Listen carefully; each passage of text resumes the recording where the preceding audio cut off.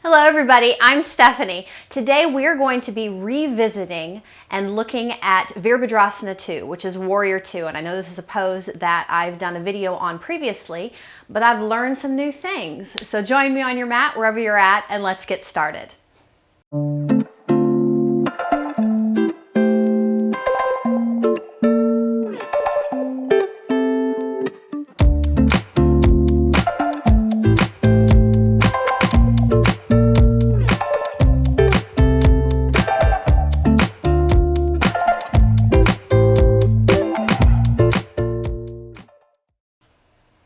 So today we're going to be taking a look at Warrior 2, Virabhadrasana 2, and kind of revisiting some of the things that we have thought before. So even in my previous videos, in my previous teaching, I've learned some new things, some new alignments that may help you out. And when I was thinking about this video, if you've noticed over the past few weeks, when my videos have released, there's been a little bit of a difference. And I don't know if you've noticed that or not, but I intentionally was releasing videos for a long time on Monday mornings, and then I changed that and I was making it later and later and later in the week. And I was doing that very gradually because I wanted to make a big point. I know that's kind of a long way to make a big point, but just that things in our bodies, the growth that's taking place, the things that we're learning with our yoga practice take time.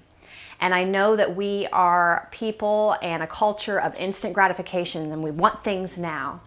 But really taking the time and honoring our bodies and learning and growing, that does take some time.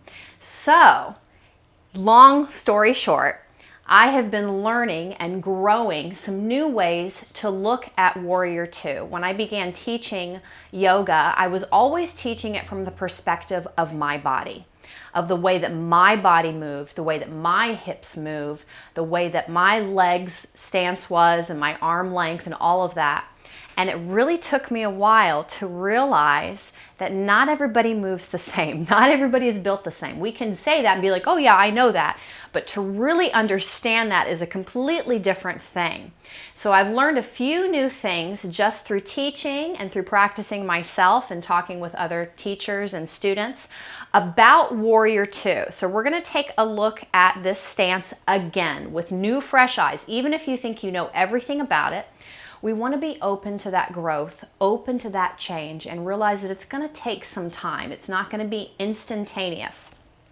When we're coming into our Warrior 2 stance, especially through Vinyasa flow, we're usually coming to it from down dog and then stepping a foot up between the hands, spinning the toes down and coming into the stance. And one of the things that I have noticed is that people look at it very, very differently. They will sometimes step the foot up and then come into it and then slide their foot way back to make this really wide stance. So one of the first things that you want to look at when you're coming into Warrior 2 is that your stance is not too short, but it's also not too long. So how you can figure that out is when you extend your arms, you're stepping your feet apart, and the ankle should be about underneath the wrists.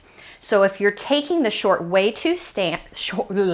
you're taking the stance way too short, that was a little bit of a tongue twister, then the wrists are going to be further than the ankles.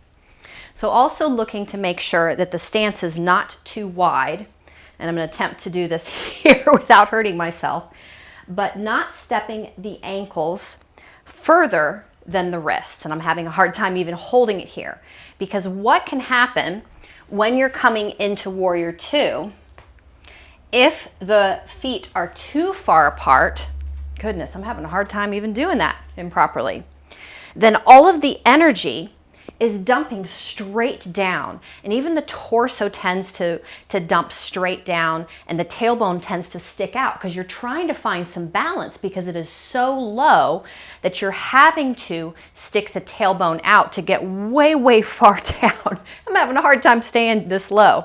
And then when you're trying to transition, you can't spin on the back toes to even do that. I'm having a hard time doing that.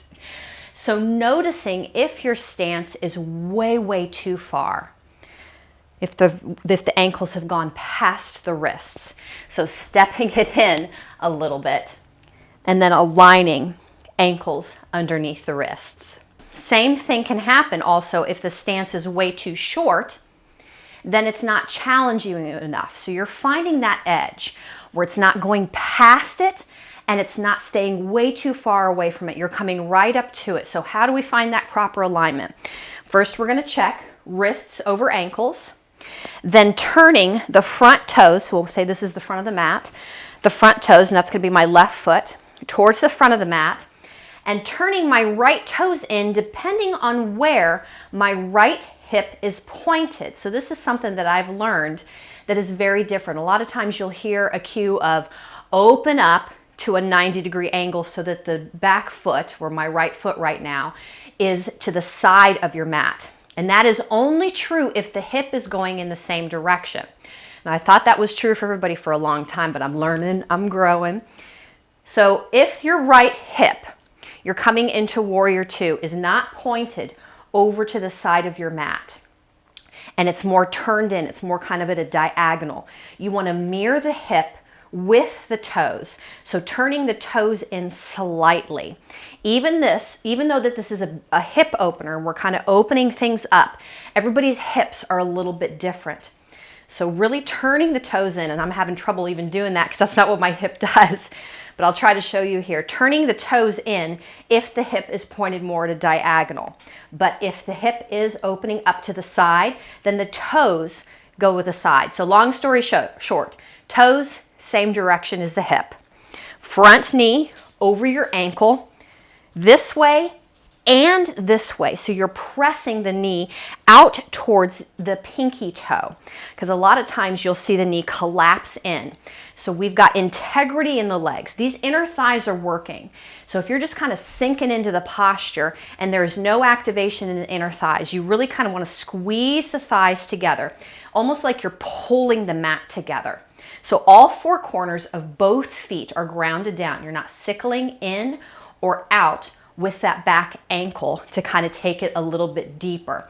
If you're wanting to take it deeper, widen your stance. But again, check to make sure that when you widen your stance, you're not dumping the energy down, that you're not taking your ankles wider than your wrists. And these are all just kind of little things that are not set in stone, because everybody's body is different. So you may find that some of these things help you, some of these things don't. But what you're really looking for is integrity in the stance, activation, inner thighs, squeeze them together, and then pulling up with the core. So in this posture, you're floating right above the hip points.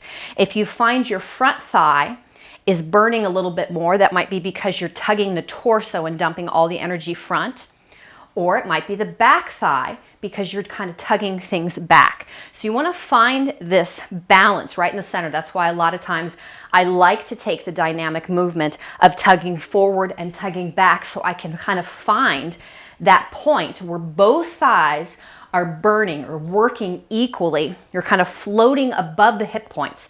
The core pulls in and lifts you up, so you're floating right above here. And that also reaches the hips down, because a lot of times what happens also is you lose integrity in the core. And I'm going to turn to the side so you can see this, where people will stick the tailbone out. And so instead of pulling everything up, it's dumping things forward, and that can work against you a lot of ways. So pulling the core in, the hips are reaching down, inner thighs pulling in. Whew, there's a lot. There's a reason it is called Warrior Two. This is a warrior stance. You're ready here for battle. You've got to be ready at a moment's notice. So all of those things, lifting up, inner thighs, stance not too short, not too wide, reaching in opposite direction with the arms. This is another thing that happens sometimes, is people will come here and the arms are not activated. So you could really just let the wrists drop and there's no integrity whatsoever. You really want to stretch in both directions, and the heart is open too. So the shoulders are up, back, and down, and I'm actively reaching. So the whole body is working. The torso is also going to be facing the same direction of whatever the hip is. So if the hip's up at a diagonal, torso may be at a diagonal, the hip's to the side, the torso is going to be more to a side. But really finding some activation here and holding and breathing and just noticing what you feel. Do you feel one thigh burning more than the other? Can you squeeze those inner thighs together? If you have a tendency to lock the back knee out, really find the integrity of the thigh. So soften the knee so it's not locked out and pressed back. Whew, I'm sweating already. Warrior two. Okay, we're going to try the same thing on the other side. So what you can do is turn the front toes in. And so you're kind of in a wide-legged forward fold stance. Check the length again. And then you're going to turn towards the back of your mat. So this time it's my right toes turning out and my left toes turning in a little bit. Different hip, different side. Where's my left hip pointed? For me, it's over to the side. So I'm going to keep my toes to the side. My torso goes the same way. Hip, torso, toes. Pressing my right knee over my right ankle and towards my pinky toes. Inner thighs are really activating. Checking to see, am I tugging front or back? Can I come right over those hip points?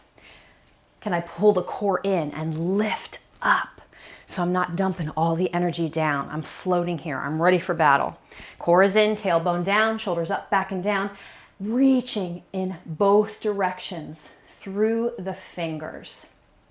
So just taking those little things and seeing how they feel in your body. And then coming back down and just noticing how things feel. So just a few little new things that maybe you've never thought of before in your Warrior Two and your Virabhadrasana 2, but being open to change, being open to maybe trying things a different way to see if the way that you've been doing it before can improve, can be better. We don't want to get caught in this idea of, well, this is the way I've always done it, so this is what I'm going to do.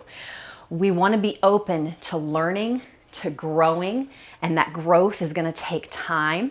You may not even notice it, just like you may not even notice that I was changing when I was releasing my weekly videos just by a few days.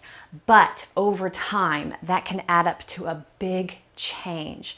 So instead of being so concerned with, oh, I've got to get from A to B super, super quick, just noticing those little things, activation, core integrity, inner thighs, and breathing into all those things. Thank you so much for joining me today. Blessings and namaste.